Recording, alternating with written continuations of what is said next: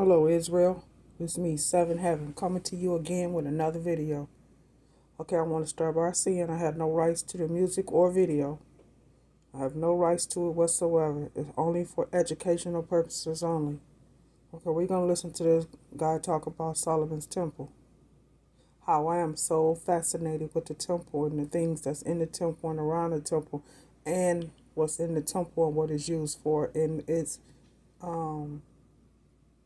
reason why Solomon built the temple was for the Most High Spirit to be in the temple. When Aaron and his sons, the high priest, were able to go inside the temple. So we're going to listen to this guy talk about the temple. Let's get into it, Israel. It was the crown jewel of Jerusalem and the center of worship to the Lord. Almost half of the Old Testament writings took place during the time when Solomon's temple was still standing.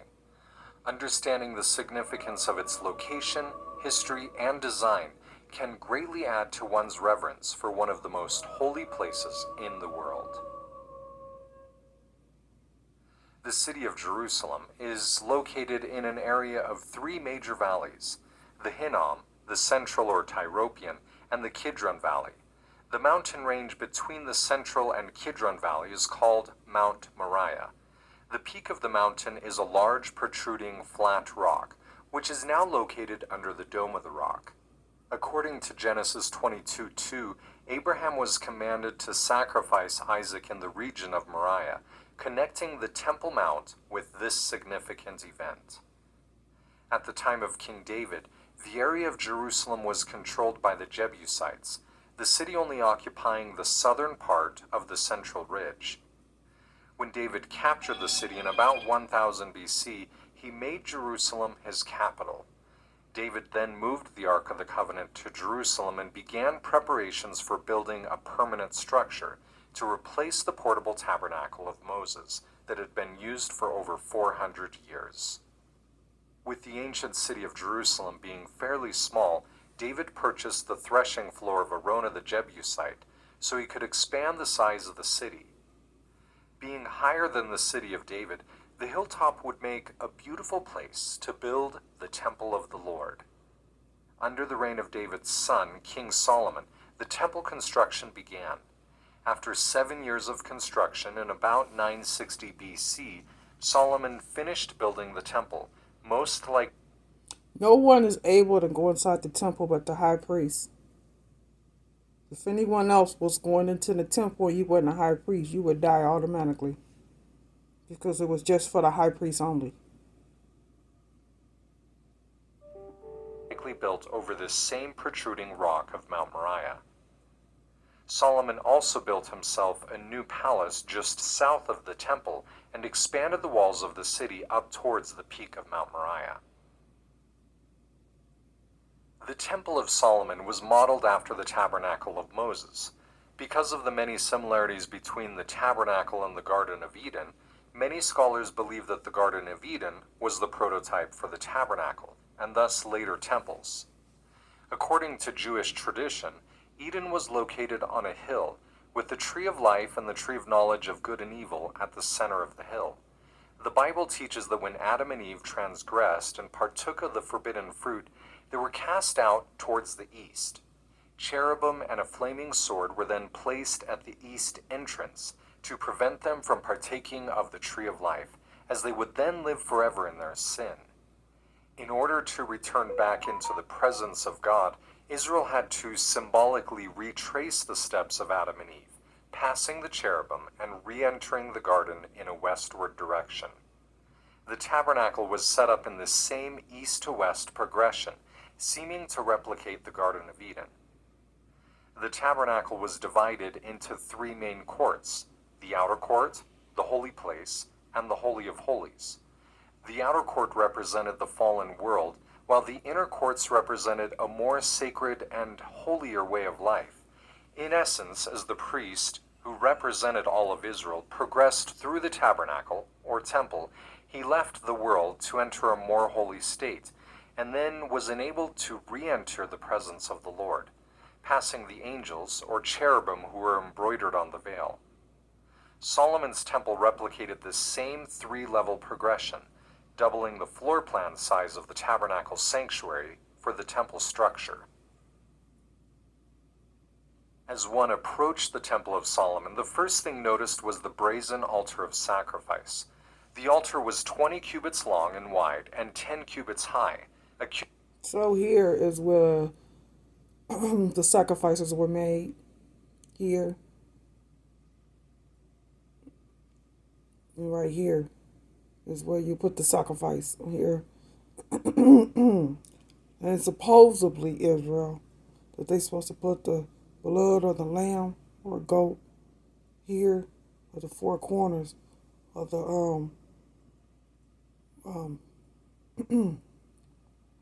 altar here, four corners, the pillars here.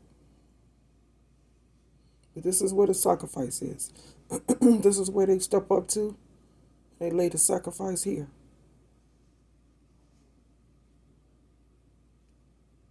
Cubit being the length from the elbow to the tip of the longest finger, or about 1.5 feet. On the four corners of the altar were four horns. Horns often representing power. Here's the horns. This is where the sacrificial animals were burned, right here, representing the future sacrifice of the Savior Jesus Christ. That's not true. On the southeast side of the temple was the molten or brazen sea, which rested on the backs of 12 oxen, 3 pointing in each of the cardinal directions. East, in ancient north, times, south, oxen and west represented strength, and the number 12 often represented the 12 tribes of Israel. Water from the larger brazen sea was poured into 10 bronze water basins on both sides of the temple, which could then be wheeled around the outer court for various washing and cleansing rituals by the priests. So we're supposed to around the southwest use this thing here, a basin, to wash their hands and feet. They couldn't go inside the temple unless their feet and hands were cleansed. Weren't able to enter into here. See the two pillars here? They weren't able to enter into here without washing their feet and hands. Because remember, this is the holy of holies here, going inside the temple. You can't go in there unclean, because that's where the Most High Spirit lies. Okay, Israel. And north sides of the temple were 3 floors of chambers or storage rooms. The inside wall of the chambers was stepped so as to create a ledge where the timbers of the floors could rest. The storage rooms were accessed by a door on the south side of the temple, with wooden ladders going up into each of the floors. At the front of the temple were 2 large bronze pillars that flanked the porch. The pillar on the left was named Boaz, and the pillar on the right was named Yakin. The tops were decorated with lily flower petals and pomegranates. Pomegranates were a sign of prosperity and posterity because of their many seeds, and were also found on the bottom hem of the clothing of the high priest. The main temple doors were made of 2 large bifolding doors covered in gold with cherubim, palm trees, and open flowers. The Bible describes the doorframe as being a 4th part of the wall, which most scholars believe means that the door had 4 stepped frames. The interior doorway of the Holy of Holies was similar, except having 5 frames instead of 4. The priests, who represented Israel, were the only ones allowed into the inner temple. This means that Israel only could enter through being represented by the priests. Once you entered the main doors, you entered the holy place, a large room 40 cubits long, 20 cubits wide, and 30 cubits tall. The room was overlaid with gold and decorated with cherubim, palm trees, and open flowers, possibly alluding to the beauty of the Garden of Eden. The room was lit by 10 large menorahs, 5 on each side of the room, that were constantly burning, and narrow windows on each side of the top of the room. On the right side of the room was located the table of showbread, which had 12... This is the table where the showbread is.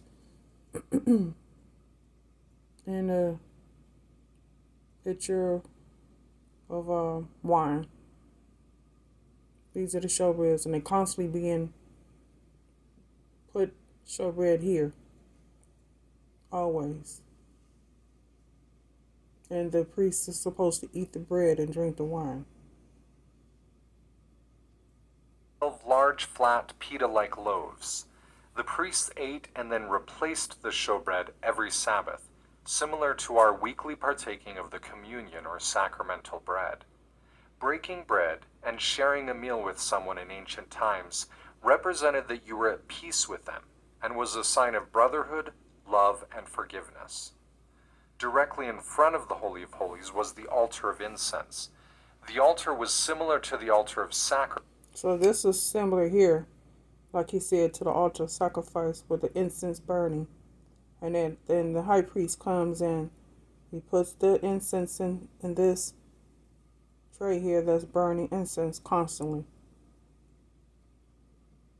So this is the altar of incense here, just like the altar of sacrifice outside the temple. Sacrifice in that it had a square footprint and also had 4 horns, one on each of the corners. However, on the altar of sacrifice was burned the flesh of animals, while upon the altar of incense burned a sweet combination of incenses. The incense burning before the veil of the temple represented the prayers of the saints ascending to God before the veil, a reminder that before we can enter God's presence, our lives, prayers, and actions must become a sweet savor unto the Lord. Only the high priest was able to enter the Holy of Holies, and only on one day a year, the Day of Atonement. Before entering, the high priest passed through a beautifully embroidered veil woven from purple, red, blue, and white threads.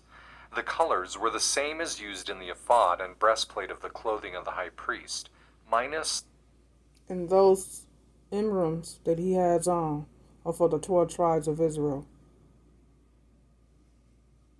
There's different colors for each tribe, for the 12 tribes of Israel.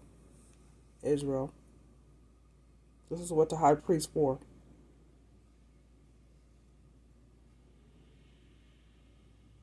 the gold thread. Embroidered on the veil were cherubim, who symbolically guarded the dwelling place of God. As the high priest passed through the veil, he had to pass these angels, who, like in the Garden of Eden, And I am so excited to go through the Holy of Holies. The Holy of Holies where the Most High Spirit lies. Oh, how wonderful the high priest. Oh, the high priest is so blessed and fortunate to be inside the Holy of Holies, talking to the Most High. How wonderful is that, Israel? Oh, it's so wonderful. So wonderful. It's where the temple sits. It's where the Ark of the Covenant sits. It is so wonderful. The Ark of the Covenant is inside the temple. The Holy of Holies. Okay, I get so excited when I see that. Alright, here we go, Israel. Ah! guarded the way back to the presence of the Lord. Upon entering the Holy of Holies, you would find that the room is in the shape of a perfect cube, being 20 cubits wide, long, and tall. The walls were likewise overlaid with gold and decorated with cherubim, palm trees, and open flowers. 2 large cherubim flanked the Ark of the Covenant, which was in the center of the room, with their wings stretching from one side of the room to the other. And the cherubims are on top of the Ark of the Covenant. With their wings touching each other.